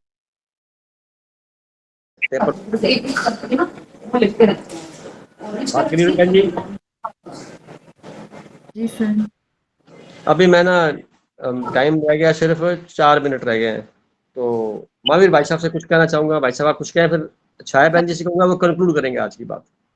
नहीं सॉरी, छाया बहन जी कुछ बोले, फिर महावीर जी कंक्लूड करेंगे, क्योंकि शुरू से मानव जी थे। तो छाया बहन जी बोलिए, आप 2 बात करिए, क्या कहना चाहते हैं 2 मिनट के अंदर। नमस्ते भैया। हाँ, कुछ 1 मिनट ही बोलूंगी हाँ, कि जैसे पहले तो हम ये आकाश की बात कर रहे हैं ना, तो आकाश तत्व हम जैसे सांसारिक भाषा में बोलते हैं तो हम सब एक लाइन यूज करते हैं, सिर पर साया। जो हम इस जगत में अपने माता पिता होते हैं, हम बोलते हैं हमारे सिर पे साया, माँ बाप का आशीर्वाद। वो लेकिन शब्द यूज होता है जब तक फिजिकली वो हमारे साथ है। फीलिंग तो उनकी हमेशा रहती है, हमें हमेशा पता है उनकी दुआएं हमारे साथ है, आत्मिक रूप से वो हमसे हमेशा जुड़े हैं। इसलिए एक सिर पे साया हम अपने इस जीवित रूप के साथ इस्तेमाल करते हैं। इसी परमात्मा के लिए आकाश हमारे सिर पे साया शब्द उसके लिए पर्याप्त है। ये परमात्मा को जब हम किसी संदर्भ में याद करते हैं तो ये आकाश क्या है, हमारे सिर पे साया है उस प्रभु का, अगर हम उसको किसी भाषा में बांध सकते हैं। बहुत सुंदर। फीलिंग के लिए वो हमेशा हमारे साथ है। हम सबका उनको महसूस करने का तरीका अलग हो सकता है, लेकिन परिभाषा यही है, उसकी प्रेजेंस। ये एक हम आंखों से एक ऐसी चीज है जो हमें ये एहसास, अगर हम भूलना भी चाहे या अनजाने में भूल भी जाए, तो ये चीज हमें एहसास दिलाती है कि कोई है हमारे सिर पे, कोई है। बहुत सुंदर, बहुत सुंदर। लेकिन ये ज्ञान भी एक लेवल के बाद आता है, क्योंकि तब तक हमारी यात्रा ऐसी होती है कि हम कभी इसको नोटिस भी नहीं करते। हमारे लिए आकाश केवल चांद सितारे हैं, क्योंकि हमारी जो नॉलेज या एनर्जी का जो लेवल था वो केवल उसी लेवल का था। आज हमारी उसकी परिभाषा बदल गई है। तो जैसे मैं सोचती, अब ये द्वंद की बात हुई है, मैं यही सोच रही थी, एक समय था जब मेरे द्वंद क्या होता था कि रिलेशंस को, इस संसार में कैसे कोई बात बुरी लगी है, हमारे अंदर इतनी एनर्जी है कि हम जिस चीज पे विचार करते हैं ना, अधिकतर द्वंद उसी चीज पर ही आएंगे, क्योंकि हमारी एक चेतना जागृत हो गई है। वो चेतना में हम जो अपने द्वंद, हमारे डाउट लेकर आते हैं ना, वो चीज सामने आती है। ये हमारी एनर्जी है कि बार बार ये आ रही है, इससे सीख लो।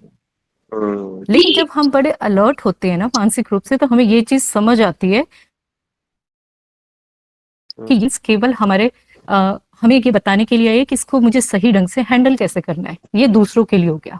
उसके बाद जब हम इस चीज के अंदर थोड़े समझदार हो जाते हैं, हमें समझ आती है कैसे है, तो असली द्वंद शुरू होता है अपने आप को एक्सेप्ट करने के लिए।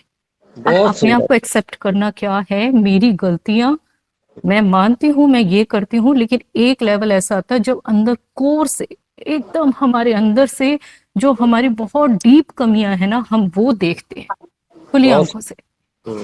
हम वो होती है ना, वो जो बहुत गहरी बात होती है, बड़े किसी भी लेवल पे, आप किसी सेंसिटिव लेवल पे। तो मुझे आज अब मैं कहती हूँ क्या द्वंद था, तो मेरे को आज इस समय जो सबसे सही बात समझ आई कि इतना कुछ होने के 5 साल बाद आज मैं अपने आप को उस जगह पे खड़ा करके टेस्ट करती हूँ, क्या मेरी प्रेजेंस से किसी व्यक्ति का बेस्ट पार्ट उभरा है या नेगेटिव पार्ट उभरा है। क्या बात है, क्या बात। ये मैं हूँ, मेरी यही परिभाषा है, मैं इसके अलावा और कुछ भी नहीं हूँ। बोलने से, मेरी प्रेजेंस से, मेरे कुछ सोचने से, मेरे किसी कार्य से, अगर सामने वाले व्यक्ति का, चाहे वो कोई भी हो, मेरे घर के हो या बाहर के हो, अगर उनका बेस्ट वर्जन, पॉजिटिव वर्जन आ रहा है, तो मैं मानूंगी मैंने अपनी कमियों को सुधार लिया। और जब तक ये नहीं होगा तब तक मैं नहीं मानती कि मैंने अपनी कमियों को एक्सेप्ट किया है। मैं उनको जान गई हूँ, मुझे जान गई हूँ कि मेरे अंदर क्या क्या चीज है, उसको फोर्स नहीं कर सकते, उसको समझ के मेरे अंदर एक बातचीत चलती है कि और मैं एक जो मानसिक स्तर है वो बोलता है ये ठीक करनी है, ये चीज गलत है तुझे पता है, लेकिन एक सांसारिक मन है जो कहता है तो सही लेकिन इसमें भी क्या गलत है। ये द्वंद्व है हमारे बीच का, जो अब इतना हो गया है कि मैंने अपनी कोर तक में जो मेरी जो अपने कहते हैं ना एक्सपेक्टेशन जैसे खत्म होती है, हम संसार से कट के केवल अपने तक आते हैं, और उसके बाद एक्सपेक्टेशन जब बढ़ जाती है अपने आप से, तब ये वाला लेवल आता है कि मेरे अंदर कितनी कमी है। मैं हमेशा ये सोचती हूँ कि क्या ऐसे दूसरों का बेस्ट पार्ट सामने आए हैं, क्या मेरी वजह से, क्या मैंने किसी को ऊपर पहुंचाया है या मैंने किसी का मानसिक या किसी भी लेवल पर उसको केवल कमजोर बनाया है। ये मेरा अब जानने का केवल एक लेवल है जानने के लिए कि मैंने अपने आप को या मेरे में कितना सुधार आया है। तो ये चीजें मैनिफेस्ट की जाती है, ये हमारा लेवल है। मैंने पहले भी कहा था कि मैं मेडिटेट नहीं करती क्योंकि मेरे अंदर से अभी नहीं आया। मैं अच्छा साहित्य पढ़ती हूँ, से बात करती हूँ, प्रश्न करती हूँ, लेकिन मैं ऐसे बोलती थी कि मैं मेडिटेट कब करना शुरू कर पाऊंगी, मैं इस लायक कब हो जाऊंगी, मैं ये बोलती थी, क्योंकि ये भी ईश्वरीय इच्छा है, मेरी नहीं है। अब मुझे ऐसा लगता है कि मेरे अंदर से एक इतनी तीव्र इच्छा कि अब मेरे को ना कुछ समय, दिन का 1 घंटा मुझे अपने लिए चाहिए, जिसके अंदर मैं वो महसूस कर सकूं जो मुझे लगता है कुछ अद्भुत है, जो मेरे को कुछ और बनाएगा। बहुत सुंदर। उसके लिए अब मैं ये मैनिफेस्ट करती हूँ कि मैं प्रभु से मांगती हूँ, उससे ये बात करती हूँ, और मुझे पता है कि हमारी इतना एनर्जी का लेवल है, हम सब का इतना लेवल है कि हम जिस चीज पे ध्यान देना शुरू करेंगे ना, हमें उस चीज से सफलता अवश्य मिलेगी। केवल एक चीज का ध्यान रखना कि क्या हम अपने आप को उस चीज पे टेस्ट करने के लिए तैयार हैं, क्योंकि इस परीक्षा के बिना आप अग्नि से सुधर कर नहीं निकल सकते। अगर आपको कुछ और बनना है तो पहले आपको जलकर अपने अंदर का पहले का अस्तित्व खत्म करना पड़ेगा। बहुत सुंदर। ये आसान नहीं है, ये बहुत कष्टकारी है। मैं सोचूं कि ये बड़ा इजी था, बिल्कुल भी इजी नहीं था, लेकिन अगर मैं एक्चुअलिटी में नहीं होती, मेरे को ये समझ नहीं आती, तो शायद मैं इतना अपने आप को सुधार ना पाती। लेकिन हम सबको मानना चाहिए कि हम सब इतने लकी हैं, हमें ये सब चीजें समझ आ गई हैं सही समय पे, तो कुछ अद्भुत ही होगा सबके साथ। बहुत सुंदर बहन जी, बस एक्सीलेंट, थैंक यू। एक्सीलेंट। आपका बहुत शुक्रिया, आप बहुत ही ईमानदारी से अपने आप को व्यक्त किया, बहुत सुंदर किया। महावीर भाई साहब से प्रार्थना है कि आज की मीटिंग को कंक्लूड करते अपने कुछ 2 शब्दों से सुशोभित करें, ताकि टाइम काफी हो गया है। एक तो यही मुझे लग रहा है कि मैं 1.5 घंटा भी कम पड़ने लगा है, तो इस पे भी विचार करना पड़ेगा। बाकी तो आप लेख लिखते हैं, लेख अपने आप में ही पूर्ण होता है, और इसके बाद में जब उसको पढ़ा जाता है तो रिवीजन हो जाता है, तो संपूर्णता उसमें आ जाती है। उसके बाद कहने को ज़्यादा कुछ रहता नहीं है, लेकिन 2-4 चीज़ें जो मैं नोट की तो वो मैं बस रिपीट ही कर रहा हूँ। एक आपने कहा था कि आंतरिक जागरण और सांसारिक को मिलाएंगे तो आध्यात्मिक जीवन बन जाएगा। मतलब ये है कि आंतरिक जागरण के बगैर जो है संतुलन भी नहीं आएगा और सफलता भी नहीं मिलेगी, और आध्यात्मिकता तभी बढ़ेगी जब हम दोनों में बैलेंस बना लेंगे। संसार में तो रहना ही, कार्य तो करने पड़ेंगे, लेकिन अंदर जाने के बाद अगर बाहर के काम करेंगे तो वो बेहतर हो जाएंगे। एक ये आपने कहा। दूसरे आपने कहा कि भाई विकास जो है मौन में होता है, परमात्मा की भाषा है, विनाश जो है वो शोर होता है, वो संसार की भाषा है। तो ये तो सत्य है, जितना भी विकास है, और बाकी तो फिर बड़बोलापन हो जाता है, शोर हो जाता है, तो ज्यादा तो वैसे कहने की जरूरत नहीं रहती। बोलना, विनाश, ये सब जो है सांसारिकता ही है। एक आपने लिखा था कि प्रकृति का मिलान करना चाहिए, अपने तत्व को जान के अगर हम मिलान करें तो कुंडली के मिलान से भी बेहतर होगा। इसमें मैं सोच रहा था कि भी जैसे हम सभी 5 तत्वों से मिलके बने हैं, तो उसमें विपरीत तत्व भी हैं, लेकिन उनको संतुलित करने के लिए हमारी बुद्धि आत्मा है। अगर रिश्तों में भी बुद्धि और आत्मा का प्रयोग किया जाए तो मेरे ख्याल से कोई भी तत्व किसी को परेशान नहीं करेंगे। सही कह रहे हैं आप, सही कह रहे हैं, परंतु ये जो लेवल है वो आपका है, हर किसी का नहीं है। चलो हम उसी तरफ बढ़ रहे हैं। ये तो मेरा विचार आया तो मैंने कहा कि भाई ठीक है, तत्व तो अगर मिल विचार करके रिश्ते किए जाए तो अच्छी बात है, लेकिन अगर इतनी समझ आ जाए कि भी तत्व कोई भी हो और उनके अंदर हमें संतुलन बना के चलना है और उन सबको ईश्वर की तरफ ही ले जाना है, तो कोई तत्व कहीं किसी को विरोध में नहीं खड़ा होता है। तो ऐसी बहुत सुंदर कह अगर रहे हैं। ऐसी बात रहे तो फिर आज आकाश पे बहुत सारी बातें हुई। आकाश में कुछ चीजें मैं शेयर करना चाहूंगा कि आकाश एक सिरा है और पृथ्वी दूसरा सिरा है। तो वो सूक्ष्म से स्थूल की तरफ चलता है। आकाश से जब हम नीचे आते हैं तो पृथ्वी लास्ट में है, तो वो स्थूलता है। आकाश स्थिर है, बाकी सब उसके अंदर चलायमान है। आकाश आपने कहा कि भी साकार भी है और निराकार भी है ना, लेकिन बाकी तत्व जो हैं वो जैसे जैसे पृथ्वी की तरफ आते हैं तो उनके इस साकारता का प्रतिशत बढ़ता जाता है। आकाश में जीवंतता है, नीचे वाले तत्व जो है वो निर्जीव होते। आकाश जो है वो विस्तृत है, कोई सीमा नहीं है, लेकिन पृथ्वी आते हैं, पृथ्वी की सीमा है, पृथ्वी को हम देख भी सकते हैं, नाप भी सकते हैं। तो ये कुल मिला के मतलब जो सारा प्रवाह है वो ईश्वर से और संसार की तरफ ही है, इसको हम ऐसा भी कह सकते हैं। अगर सही कह रहे हैं, सही कह रहे हैं, सही कह रहे हैं। बाकी मोनिका जी ने आकाश की विराटता के बारे में बहुत कुछ बताया, बड़ा अच्छा लगा, उन्होंने काफी चीजें अच्छी बताई। तो भी और नहीं भी है, ये भी एक बात आई, आपने भी कही, मोनिका जी ने भी कही। अब हैं अगर तो हम, क्योंकि बाहर देख रहे हैं तो हमें लगता है हम हैं, और नहीं है तो इसलिए नहीं है क्योंकि अंदर जो है वो एक ही तत्व है और वो बहुत विशाल है, तो वो एक ही है। सही है। तो ये दोनों चीजें हर प्राणी के अंदर भी है। अगर हम नहीं भी है वाली बात में पहुंच जाए या है कौन है उसको पहचान ले तो फिर वो दोनों ही बातें जो है वो सिद्ध हो जाती हैं, साकारता भी निराकारता भी। सुंदर, कन्नू जी ने, हाँ कन्नू जी ने भी अपने अनुभव बांटे, कुछ और बातें बताई जो हमें नॉर्मली डिस्कस नहीं होती है, उन्होंने अपने अनुभव बांटे, समस्याएं भी बताई। रजनी जी ने कहा, इसमें एक चीज मुझे समझ में आ रही थी या मैं कहना चाहूंगा कि पृथ्वी में गुरुत्वाकर्षण है तो अपनी तरफ खींचती है, संसार अपनी तरफ खींचता है, और आकाश अपनी तरफ खींचता नहीं, हमें उठना पड़ता है, उसके लिए प्रयास करने पड़ते हैं। बहुत सुंदर, excellent, this is the point, main point ये है।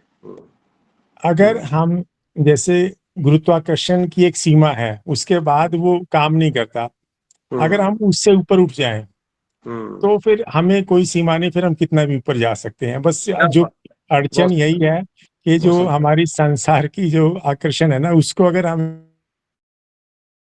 फिर कोई दिक्कत नहीं है। बहुत सुंदर, बहुत सुंदर। छाया जी ने बड़े थोड़े में कहा, हालांकि सबकी इच्छा थी कि उनकी बातें काफी लंबे समय तक सुने, क्योंकि वो जितना भी बोलती हैं सुंदर बोलती हैं, अनुभव से बोलती हैं, दिल से बोलती हैं, तो अच्छा लगता है। तो मैं तो चाहूंगा उनको जब भी आप समय दे थोड़ा ज्यादा दे। उन्होंने कहा कि भी आकाश मतलब ईश्वर, और उसको हम साय के रूप में देख सकते हैं, बिल्कुल सही उन्होंने कहा है। और एक उन्होंने कहा कि भी मैं जब औरों का बेस्ट वर्जन बना सकूं तो तब मैं समझती हूँ कि मेरे में सुधार है। तो बेस्ट वर्जन का मतलब होगा कि वो पारस बनेंगी तभी तो लोहे को सोना बनाएंगी, तो वो तो पारस बनने की तरफ अग्रसर है।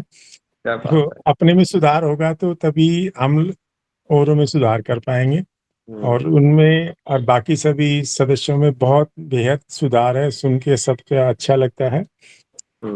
थोड़ा आकाश तत्व जो है इसमें प्रधानता मेरे ख्याल से ये है कि अकोमोडेशन की, आकाश सबको अकोमोडेट करता है, जैसे ईश्वर में सब समा जाता है, आकाश में सब समा जाता है। तो उदारता और खुलापन, अगर हम शुरुआत करें, हम बहुत ऊंचाई पर भी नहीं जा पाते, अगर हम छोटे लेवल से भी शुरू करें तो मेरे ख्याल अगर हम खुलापन लाएं उदारता लाएं तो आकाश तत्व की तरफ बढ़ सकते हैं। ये बहुत एक्सीलेंट है ना। और एक आपने कहा था कि भी अगर हम चीजें देख के, जैसे आकाश की कितना विस्तृत है, क्या क्या समय है, अगर हमें आश्चर्य होता है तो हम समझो कि ईश्वर की तरफ प्रति बढ़ रहे हैं। तो मुझे लगता है कि आश्चर्य होना और उत्सुकता होना, अगर हम चीजों को जानने का प्रयास करें तो भी जागृति शुरू हो गई है, मतलब जागरण शुरू हो गया है, बहुत ऐसा हम मान सकते हैं। तो आज की टॉपिक तो ऐसा है कि इसमें तो आकाश की तरह अनंत चर्चा हो सकता है। अभी मैं ख्याल आधा पौना घंटा और बैठे तो भी चल जाएगा, लेकिन समय के अभाव को देखते हुए मैं चाहूंगा कि भाई इसको आप पूर्ण विराम दें। बाकी बहुत मजा आया सब आपके शब्दों से और कनक्लूजन से जो रहस्य थे कुछ और खुल गए, और सभी सदस्यों का बहुत तहे दिल से शुक्रिया।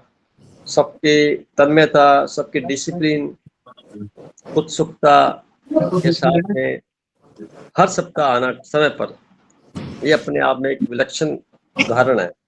मेरी दुआ है सब लोग खुश रहें। आगामी सप्ताह के अंदर फिर कुछ नया टॉपिक लेंगे, अब परमात्मा जैसे चाहेगा वैसे होगा। हम सब तैयार रहें, तब तक आनंदित मन और परमात्मा के बीच में जो लिंक है उसको बना के रखें, जितना हो सकता है अपनी प्रगाढ़ता बनाएं। बहुत बहुत शुक्रिया सबका, बहुत बहुत धन्यवाद। एक बात रह गई, उस बच्चे के जो शुरू में इसने कुछ पूछना चाहा था, मैं कह रहा हूँ कि बच्चे को हमें प्रोत्साहित करना चाहिए, उसकी बात जरूर सुननी चाहिए। मैं तो अभी छोड़ नहीं रहा हूँ, मैं उस बच्चे से निवेदन करूंगा कि अपनी बात रखे, आप उसका जवाब दें, हम सुन रहे हैं। बोलो बेटा, बोलो बोलो बोलो बेटा, बोलिए। हम सर। हाँ जी, प्रणाम बेटा, बोलो। सर मम्मा ना दिन भर कुछ ना कुछ सोचती रहती हैं। अच्छा, माने कि तो मम्मा और एक सोचना शुरू करती। आप बता दीजिएगा नेक्स्ट क्लास में। मतलब कहना चाहते हैं कि ठीक है। सुबह से आज बोल रहा है सर, मेरे को सर से बात करनी है, आज मेरे को सर से बात करनी है। आज मैं बताऊंगा कि आप ऐसा करती हैं। तो बेटा आप उसको जांच करते हैं, आप क्या सोचते हैं? क्या बोले सर? आप क्या सोचते हैं? अगर मम्मा से क्यों माने क्या बात है, बहुत सुंदर बच्चे, तेरे को आशीर्वाद है, बहुत अच्छे विचार है तेरे, बहुत आगे आगे बढ़ेगा इसी तरह से चला। तो माता जी का कहना मानो, करो उम्र के हिसाब से, और माता जी जैसे कहें करो। और ये अच्छी बात माता जी को समझ लेनी चाहिए, वो ज्यादा चिंतन नहीं करना, फजूल का चिंतन तो बिल्कुल नहीं करना, हमेशा सकारात्मक बात करनी है। बच्चे के साथ खेलना है, उसको समय देना है, उसकी पढ़ाई के साथ साथ आप उसको शारीरिक व्यायाम कराने में भी मदद करनी है, ताकि उसका जो मानसिक जो तल है बढ़े शरीर के साथ साथ। खाएं, सात्विक भोजन खाएं, जीवन अच्छा बीते। मेरा आशीर्वाद है पूरे ग्रुप की तरफ से, आपको बहुत ढेर सारी शुभकामनाएं। बच्चे खुश रहो, ठीक है? Thank you sir. प्रणाम सर। प्रणाम जी, प्रणाम। आज मीटिंग को हम बर्खास्त करते हैं, फिर मिलेंगे अगले संडे। कोई बात होगी तो बहन जी मेरे से बात कर लेगी, कोई प्रॉब्लम नहीं, बता देंगे। प्रणाम जी सभी को।